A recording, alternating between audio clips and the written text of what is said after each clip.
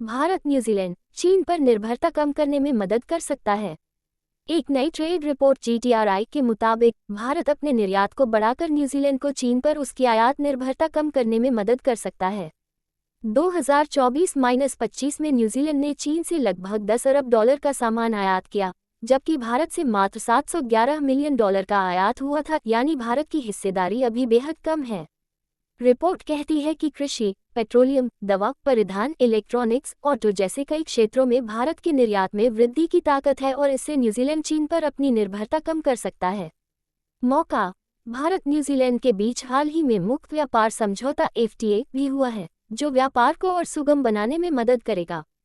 इससे दोनों देशों के बीच निर्यात आयात को बढ़ावा मिलने की उम्मीद जताई जा रही है।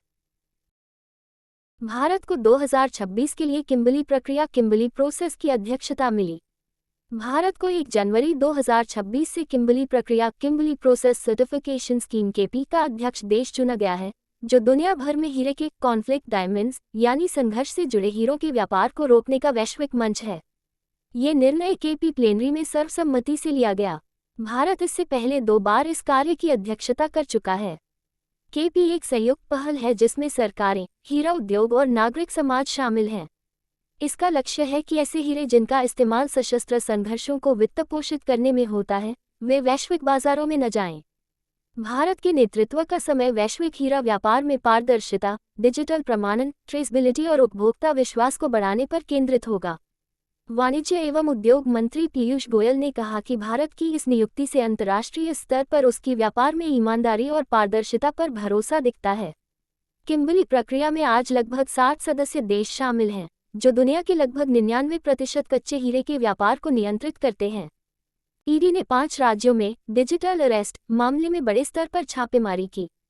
प्रवर्तन निदेशालय एड ने 22 दिसंबर को पंजाब, हरियाणा, राजस्थान, गुजरात और असम में 11 स्थानों पर तलाशी अभियान चलाया, जो कि डिजिटल अरेस्ट नामक साइबर फ्रॉड और मनी लॉन्ड्रिंग मामले से जुड़ा है।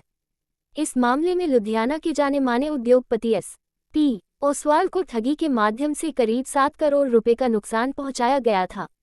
आरोपी ठगों ने खुद को सीबीआई अधिकारी बताकर धोखाधड़ी की और उसके बाद रकम को कई म्यूल अकाउंट्स में ट्रांसफर किया गया, जिसमें से लगभग 5.24 करोड़ रुपए वापस बरामद किए जा चुके हैं। रिवॉल्विंग लाइट एक आरोपी रूमी कलिता को असम से पकड़ा गया और उसे पीएमएलए के तहत एड हिरासत में भेजा गया है, जहां उसकी मदद से आगे की जांच जारी है।